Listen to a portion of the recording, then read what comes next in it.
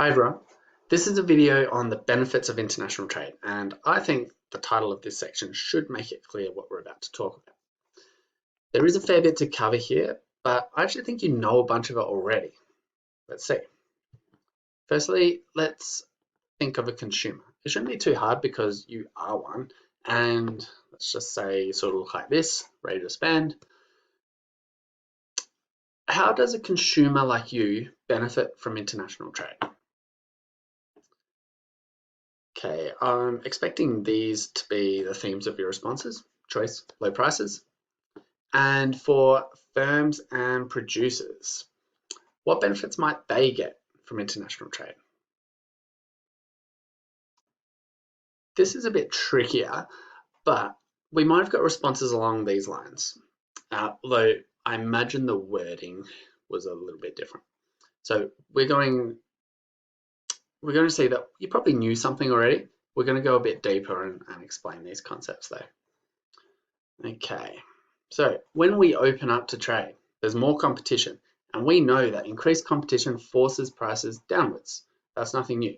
So why would consumers want that expensive Australian-made car, the Holden, when the imported car, I can't remember what that is so much cheaper? If the Australian car maker wants to stay in business, it needs to lower its prices too.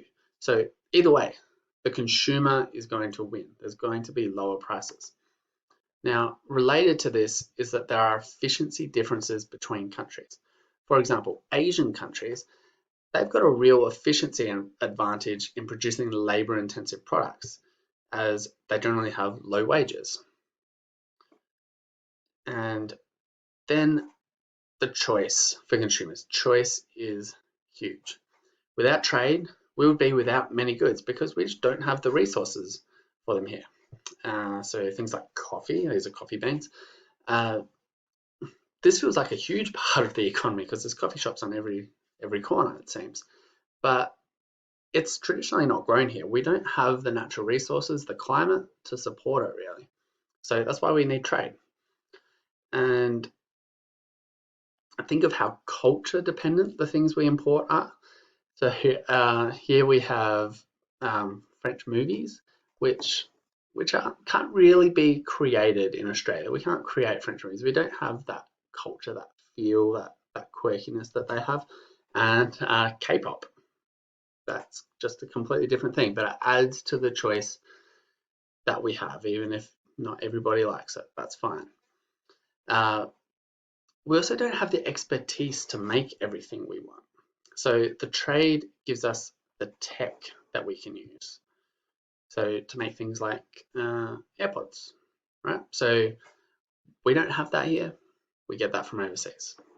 For producers, they gain access to resources. For example, oil. Oil has become essential to most production, yet it is not abundant in every country. Trade allows producers worldwide to access this vital resource. Pretty important. With trade, producers get to sell to larger markets. More potential customers equals more potential profits. And then the more they sell, the more they make. So the greater scale of production leads to savings. This is known as economies of scale. The more cheaply they can produce, the more competitive and profitable they remain. With access to larger markets does come with the threat of increased competition. So similar firms in other countries will also want to expand their reach and achieve those economies of scale that we mentioned before. So as you get bigger, you can create more. They want that as well. So therefore, if a local firm wants to compete on the world stage, they need to be efficient too. They need to lower the average cost of everything they sell. This is a huge incentive for more efficient production by firms. So we should see that. And as world trade increases, ideas and technology also flow faster than before. Think of how the proliferation of assembly lines has revolutionized factory production over the last 100 or so years. As the goods traveled around the world when trade opened up, so did our knowledge of technology and processes and ideas.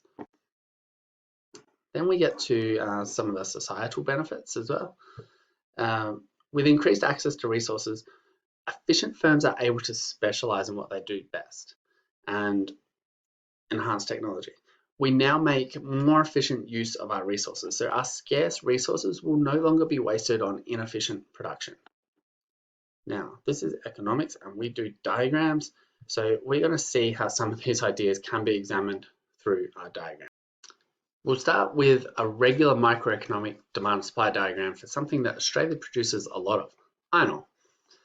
Here's our equilibrium price and quantity if we do not trade. We would produce QD to be sold at PD. If we open up to trade though, we now have the world supply curve. So this is something new. The world supply curve is going to be there. Look where the price is. The price is higher than the domestic price. This is because Australia is efficient at producing iron ore. It doesn't cost us a lot to dig it up and get it onto boats compared to other countries. So this means we can sell at a relatively low price compared to the world price. Now, the world price is adopted if there is free trade. The domestic price ceases to function. So no iron ore gets sold at PD anymore. It all gets sold at P World. We'll look at that a little bit more in class to explain the reasoning behind that. So Australian iron ore producers, they know they can sell at this higher price, so they will try to. That's the law of supply. They're incentivized to produce more, so they're going to produce a level of Q2.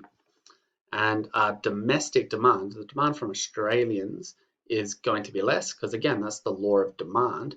They're going to only demand Q1 because it's a higher price.